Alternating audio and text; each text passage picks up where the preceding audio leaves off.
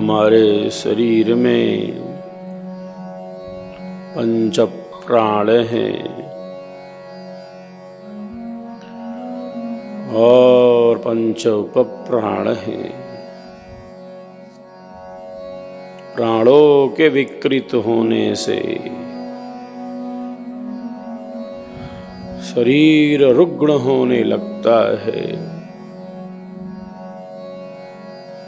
इसीलिए प्राणों की शक्ति का हम विकास करते हैं। प्राण और मन का घनिष्ठ संबंध है।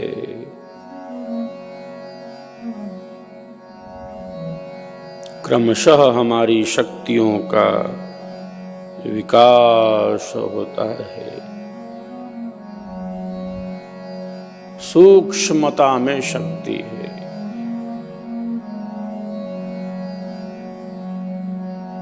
स्थिरता में शक्ति है।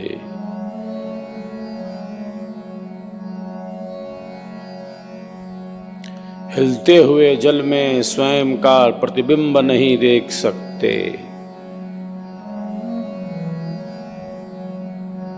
चंचल जल में स्वयं का प्रतिबिंब नहीं देख सकते। मलिन जल में स्वयं का प्रतिबिंब नहीं देख सकते। जहां स्थिरता है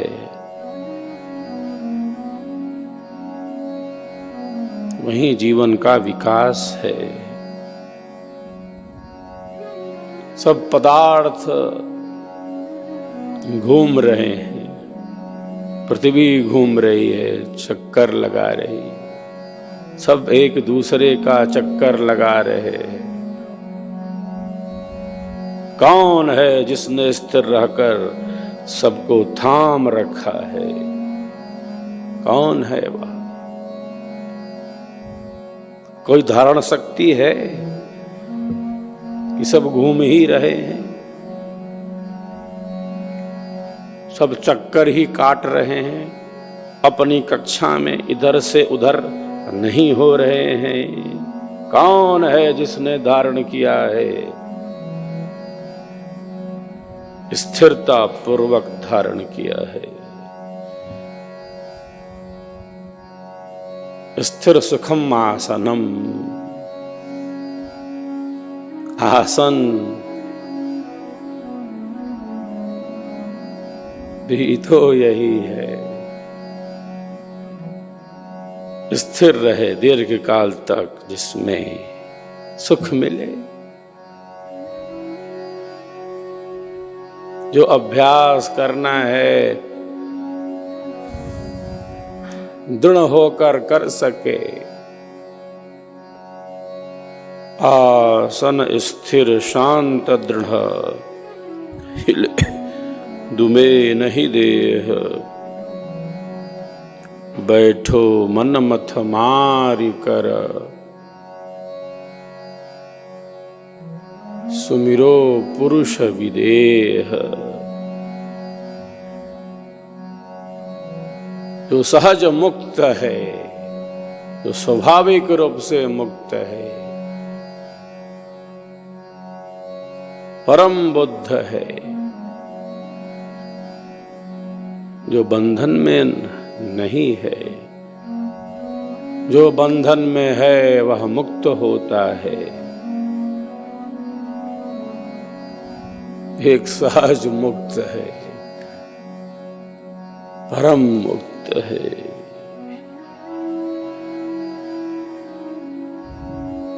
आबद्ध नहीं है किसी सीमा में। इन सब में रहते हुए इनसे परे, सब में व्याप्त होकर भी इससे परे। सब कुछ ईश्वर से व्याप्त करने योग्य है। चराचर जगत धारण किया हुआ है उसने। ऐसे ही तो नहीं घूम रहे, थाम रखा है किसी ने। क्रम चल रहा है सृष्टि और प्रलय का, दिन और रात का। और जैसे ही ये क्रम चल रहा है वैसे ही बद्ध आत्माओं का भी क्रम चल रहा है क्या? अनादिकाल से आत्मा शुभाशुभ कर्मों को करता हुआ, जैसे सृष्टि और प्रलय का क्रम चल रहा है। अनादिकाल से आत्मा शुभाशुभ कर्मों को करता हुआ संसार सागर में, क्योंकि कर्म है, फल है, बंधन है, कर्माशय है, विपाक है उसके।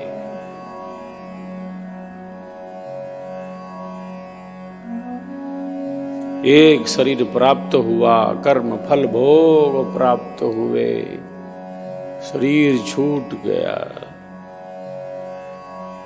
पुनः नया शरीर प्राप्त हुआ, कर्म फल भोग प्राप्त हुए, शरीर छूट गया। लक्ष्य क्या है? ऐसे ही नदी में जैसे मानो लकड़ी का टुकड़ा बह रहा हो और बहता जा रहा है,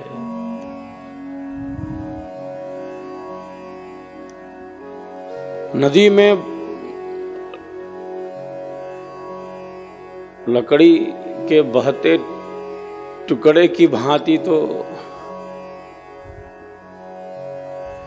ये जीवन नहीं हो सकता। चले जा रहे हैं, बहे जा रहे हैं और बहते जा रहे हैं। जाना कहाँ है? लक्ष्य क्या है? शरीर की पुष्टि और इंद्रियों की तृप्ति, शरीर को खूब पुष्ट रखना और इंद्रियों को तृप्त रखना, ये हमारे मानव जीवन का उद्देश्य नहीं हो सकता, उद्देश्य नहीं हो सकता। मानव जीवन का उद्देश्य तो है नहीं कि शरीर की पुष्टि होती रहे और इंद्रियां तृप्त होती रहे। ये मानव जीवन का उद्देश्य तो है नहीं और न हो सकता है।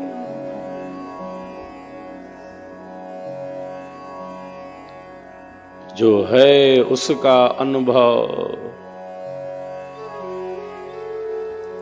आत्मा अनादिकाल से शुभाशुभ कर्मों को करता हुआ उनके फल बंधनों को प्राप्त करता हुआ जो कर्म करेगा उसे ही फल प्राप्त होता है, जो भोगता है,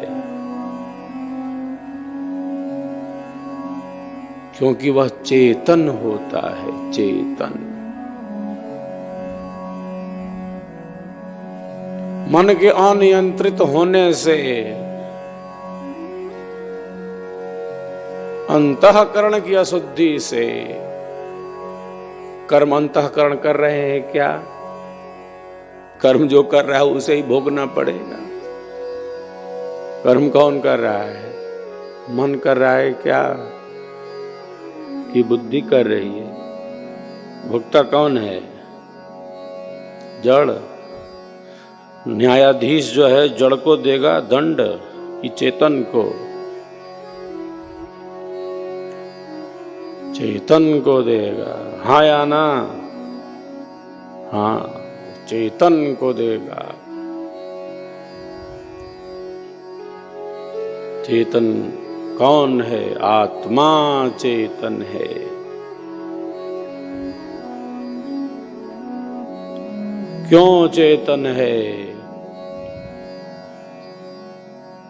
क्योंकि इसके पास इच्छा शक्ति है, ज्ञान शक्ति है,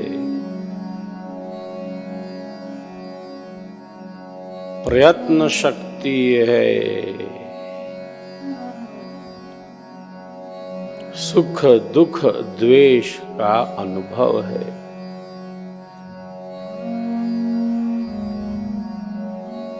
जहां जहां इच्छा है, ज्ञान है, प्रयत्न है, सुख है, दुख है, द्वेष है, वहां वहां क्या है? वहां वहां आत्मा का अस्तित्व है, जीव है वहां। इसको हो रहा है दुख, दुख हो रहा है इसको, हाँ या ना?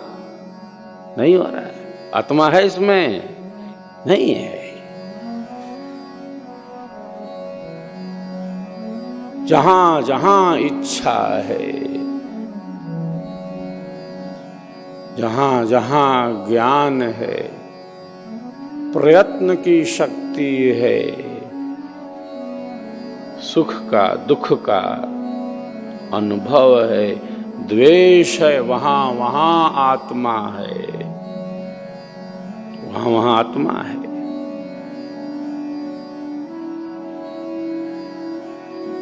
और अनादिकाल से आत्मा, अनादिकाल से आत्मा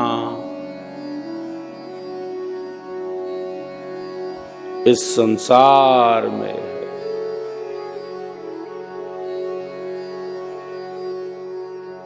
इस बंधन में है।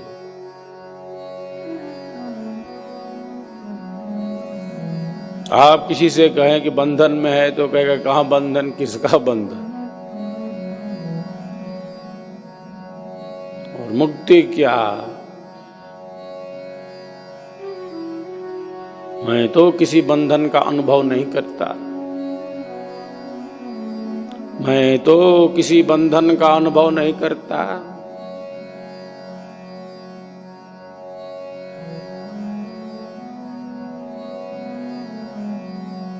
मैं तो खा रहा हूं, पी रहा हूं, सो रहा हूं, उठ रहा हूं, बैठ रहा हूं, अपना काम जो है कर लेता हूं। योगः कर्मसु कौशलम, मैं तो कर्म योगी हूं। कर्म की कुशलता योग है। कर्मों में योग ही कुशलता है, ऐसा नहीं कहते। कर्म की कुशलता योग है। किसी भी काम में हम कुशल हो जाएं तो योग हो गया।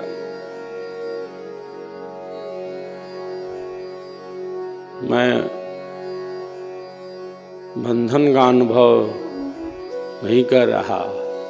यह भी स्थिति है, मन की स्थिति। ऐसा यह प्रवाह चल रहा है।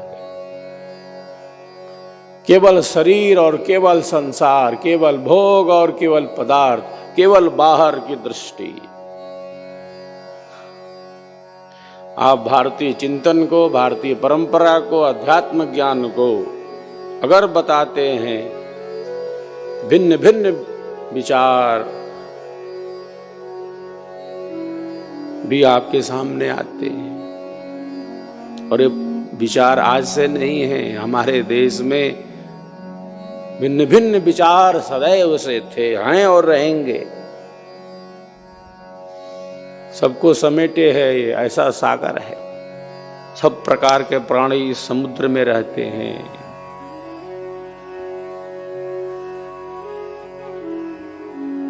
भारत ऐसा समुद्र है, सबको अपने भीतर समा लेता। सबका एक अपना चिंतन है। किंतु जहां अध्यात्म का वास्तविक तत्व ज्ञान है, जहां हमारे ऋषियों का दर्शन है, जहां अनुभव है, जहां जीवन दर्शन है, जहां सत्य का अन्वेषण है, जिन्होंने सत्य को देखा, जाना, समझा, जो है उसका अनुभव किया, उनके लिए जीवन का मार्ग कितना निराला है, उनके लिए जीवन का मार्ग कितना अनुपम है, उनके लिए जीवन कितना अद्भुत है। जीवन के रहस्य को जानते हैं।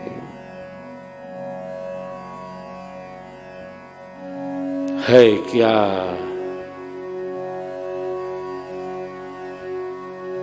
इसकी समग्रता से परिचित है, तो सबका अंतःकरण है। कहते हैं मैं तो बंधन का अनुभव नहीं करता,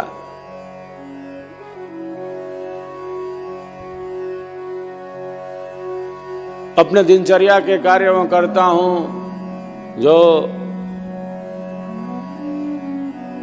धन प्राप्ति के कार्य, घर परिवार का ध्यान रख लेता हूं। बंधन किसका, कहां का बंधन? जीवन की गाड़ी चल रही है, चल रहा है जीवन, बीत रहा है समय, जा रहा है। उठते बैठते, सोते जागते, खाते पीते, अपना काम करते, अर्थ और काम में बीत जाता है जीवन, बीत रहा है। तो आप कहेंगे, तो साहब बोलेंगे कि बंधन कहाँ है? बंधन का तो कोई अनुभव नहीं। कर्म की कुशलता, योग है, अपना काम ठीक ढंग से कर लेता हूं, यह तो योग का ही रूप है। किसी भी कार्य को, अच्छे बुरे किसी काम को करने की तनिक योग्यता प्राप्त कर लेना एक बात है। क्या इससे योग सिद्ध होता है? किसी भी कार्य को करने में कोई कुशल हो जाए, निपुण हो जाए, इससे योग की कौन सी स्थिति सिद्ध होती है? योग की किस स्थिति में वह पहुंच गया, बताए जरा।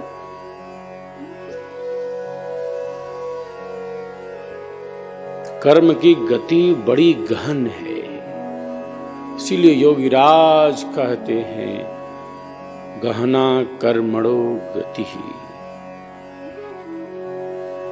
कर्म की गति बड़ी गहन है, सूक्ष्म है, और सूक्ष्म से भी सूक्ष्मतम है जो गति, वह कर्म की गति है। जो कर्म में अकर्म का ज्ञान रखता है और जो अकर्म में कर्म का ज्ञान रखता है, वह मनुष्यों में बुद्धिमान है। सबुद्धिमान मनुष्येषु सयुक्तः कृत्स्नः कर्म कृत्। योगीराज युद्ध के मैदान में अर्जुन को बतलाते हैं। योगीराज के वास्तविक संदेश को आत्मसात करना, वो मात्र किसी कर्म में कुशलता का संदेश नहीं देते,